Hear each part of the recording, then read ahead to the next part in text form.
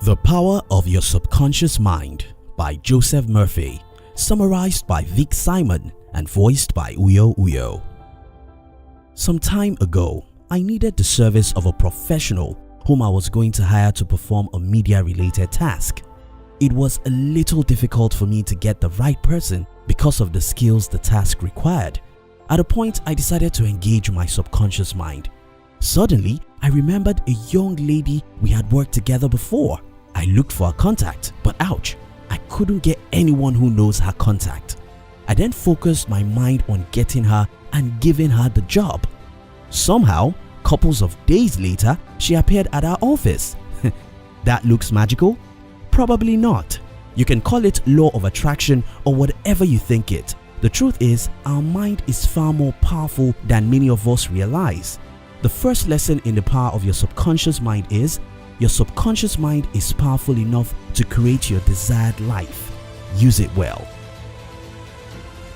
By the way, if this is your first time on our channel, welcome and consider subscribing because we'll help you to read all the world's best books under 7 minutes.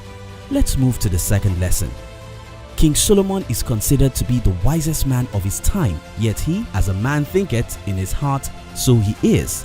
One of the main factors that keep people poor is they are not able to feed their minds with positive thoughts.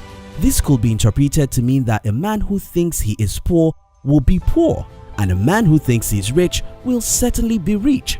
I know a lot of people who blame their parents, the government, and anybody they can blame for their poverty. But the same people waste their time consuming news, watching the TV, and playing games on their mobile phone. An average American reads one meaningful book per year, and that's even in America. Average adults in the world rarely read good books, nor do they feed their minds with positive thoughts to feed their subconscious minds, which will lead to their lives producing positive results like wealth and success. Warren Buffett is one of the richest men in the world, and one of his famous quotes is, "I always knew I was going to be rich. I don't think I ever doubted it for a minute." This is not peculiar to Warren. All successful people are positive thinkers. The second important lesson in the power of your subconscious mind is, if you want to be successful and rich in life, fill your life with positive thoughts. Me and one of my friends were having one of our regular business brainstorming sessions when he told me about his financial goal. However, before then, he had told me about how he was telling someone else about his previous financial goals and the person doubted him. Have you shared your goals with doubting Thomas before?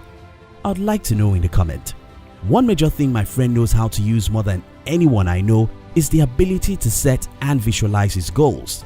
Visualizing your goals propels your subconscious mind towards the ingredients that will be used to achieve such goals.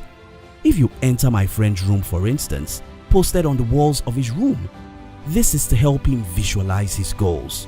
In order to achieve anything significant in life, you have to be able to visualize your goals with passion.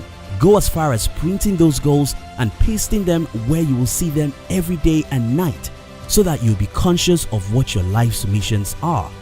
The third most important lesson in the power of your subconscious mind is, visualize your goals every day.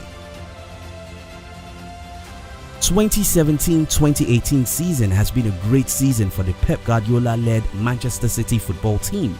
They started the season strong and they've broken a record to be the first Premiership team to get 100 points in a season. One of the toughest matches they had was against their arch-rivals Manchester United. In fact, if they had won that match, they would have been crowned the king of the season. However, after the first half, United was losing 2-0, and there came the opportunity Jose Mourinho, the coach of Manchester United, was waiting for to turn the fortune of his team around. Mourinho had to speak to the hearts of his players not to allow fear ruin their reputation. One of the Manchester United players who revealed this after the match said that Mourinho told them how they would just look like clowns watching their arch-rivals collect the trophy. With those words, they were able to replace their fears with positive thoughts and eventually won the game. The fourth lesson in the power of your subconscious mind is, to succeed in life, you must replace your fears with positive thoughts.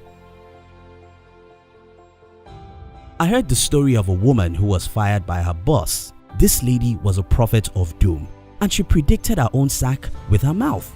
It happened that she was going home on a Friday. She jokingly said she could be fired soon. And guess what? She was fired the next week after she made the joke. This sounds superstitious, right? Maybe. But you see, most of the times we attract our lives whatever we allow to dominate our thoughts. Maybe you don't believe in the law of attraction, but if you look objectively at your life, you'll see obviously that your life is nothing but the combination of your dominating thoughts. The fifth lesson in the power of your subconscious mind is your dominant thoughts will determine your success or failure in life. Now let's discuss. What lessons do you think I missed in this book? What points would you like to add? Which other good books would you like our team to summarize next? We love to receive your comments. If you love this summary, our team will be very happy if you can like this video and share it with your friends on social media.